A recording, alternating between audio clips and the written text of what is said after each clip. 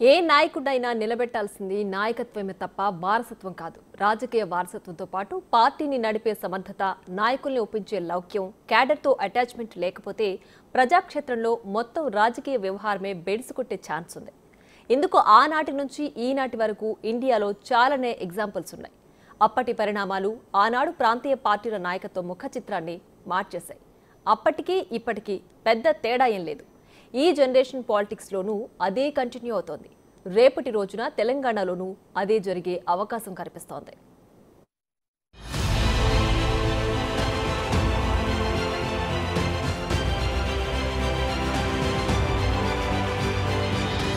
ఏ ప్రాంతీయ పార్టీకైనా దాని బలం ప్రాంతీయతే, దాని లక్ష్యం ప్రాంత ప్రయోజనాలే, దాని భవిష్యత్ నాయకత్వమే. ఇప్పటి వరకు జనం జేకొట్టింది కూడా ఆ నాయకత్వానికే, నమ్మింది కూడా సమర్థత కలిగిన నాయకులనే.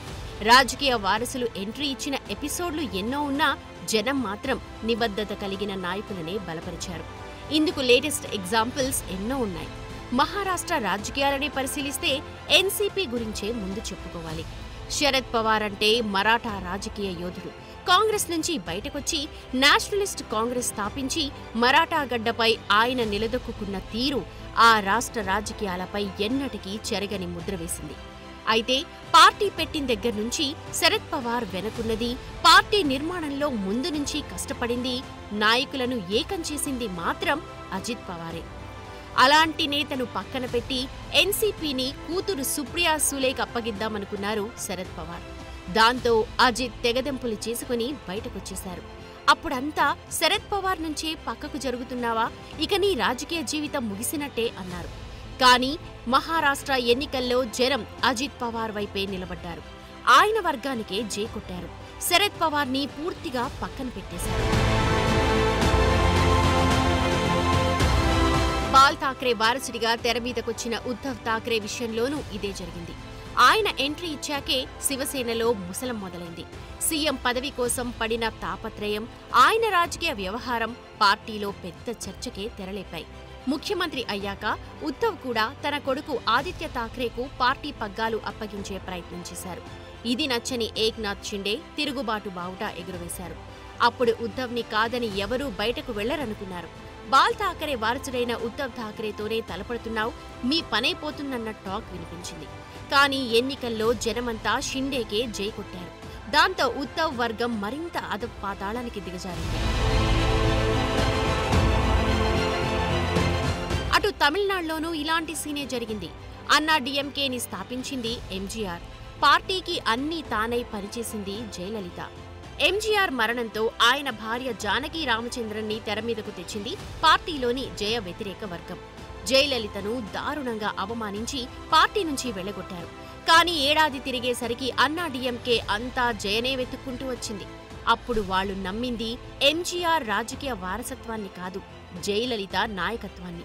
ఆ తర్వాత ఆమె పార్టీని నిలబెట్టిన తీరు, అధికారంలోకి తెచ్చిన పేరు జయకే దక్కాయి.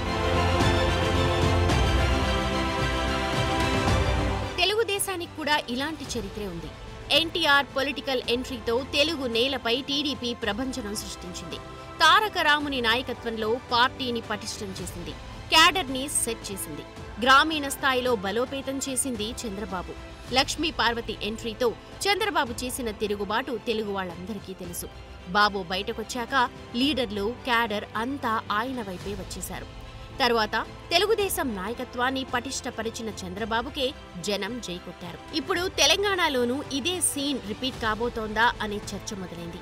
టీఆర్ఎస్ ఆవిర్భావంలో కేసీఆర్ చెప్పిన దానికి ఇప్పుడు చేస్తున్న దానికి అస్సలు పొంతనలేదు.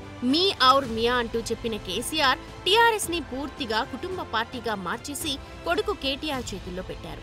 మరోవైపు పార్టీ పెట్టిన నాటి నుంచి కేసీఆర్ వెన్నంటే ఉండి పార్టీలో ఏ సంక్షోభం వచ్చినా పట్టుబట్టి చక్కదిద్ది రాత్రింబవళ్లు కష్టపడి పార్టీని బలోపేతం చేసిన హరీష్ రావుని మాత్రం సైలెంట్ గా సైడ్ చేసేశారు. ట్రబుల్ షూటర్ అనే పేరును హరీష్ కిచ్చింది కూడా పార్టీనే. అలాంటి నాయకుడికి ఇప్పుడు నంబర్ 2 ప్లేస్ కూడా లేకుండా చేసేందుకు కవితను యాక్టివ్ చేస్తున్నారు అన్న చర్చ జరుగుతోంది. అందుకోసమే ప్రాంతీయ పార్టీల్లో ఆనవాయితీగా మారిన వారసత్వం వర్సెస్ నాయకత్వం సీన్ ఇక్కడ కూడా కనిపించనుందా అనే చర్చ మొదలైంది. కేసీఆర్ ని నమ్మి పార్టీ వర్కింగ్ ప్రెసిడెంట్ ని చేస్తే ఎన్నికల ఫలితం ఎలా వచ్చిందో తెలంగాణ అంతా చూసింది. దాంతో కేసీఆర్ ఫామ్ హౌస్ కే పరిమితమైపోయారు. కొన్ని నెలలుగా ఆయన ఎర్రవల్లి దాటి బయటకు రావట్లేదు. పైగా వయసు మీద పడుతోంది. ఆరోగ్య సమస్యలు కూడా కేసీఆర్ ని వెనక్కి లాగేస్తున్నాయి. దాంతో కేసీఆర్ తరువాత అంత దూకుడుగా పార్టీని నడిపేదెవరన్న ప్రశ్న తలెత్తితే అస్సలు సమాధానమే దొరకట్లేదు. ఇప్పటికే కేటీఆర్ పనితీరు, వ్యవహార శైలిపై అనేక విమర్శలు ఉన్నాయి. ఆయనేం చేసినా అది తిరిగి పార్టీకే తగులుతోంది. పైగా కింది స్థాయి లీడర్లతో అంత సఖ్యతగా ఉండరన్న ఆరోపణలు, తన కోట్రీని మాత్రమే నమ్ముతారన్న చర్చ ఉంది. కానీ హరీష్ రావు అలా కాదు. ఆయన వర్కింగ్ స్టైలే డిఫరెంట్. కింది స్థాయి లీడర్లనే కాదు, కార్యకర్తలను కూడా కలుపుకొని వెళ్లే తత్వం ఆయనది. మరి కేసీఆర్ గనక పూర్తిగా కేటీఆర్ కు పార్టీ పగ్గాలు అప్పజెబితే మరో షిండే, అజిత్ పవార్లా హరీష్ రావు మారకుండా ఉంటారా? పైగా కేసీఆర్ దగ్గరున్నంత స్వేచ్ఛ కేటీఆర్ దగ్గర హరీష్ రావుకు ఉండే అవకాశమే లేదు.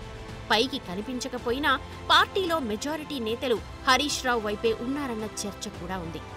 ఒకవేళ అటో ఇటో తేల్చుకోవాల్సిన టైం వస్తే మాత్రం కేటీఆర్ కు ఉద్ధవ్ ఠాక్రే, సుప్రియా సూలే పరిస్థితే వస్తుందన్న చర్చ బలంగా వినిపిస్తోంది.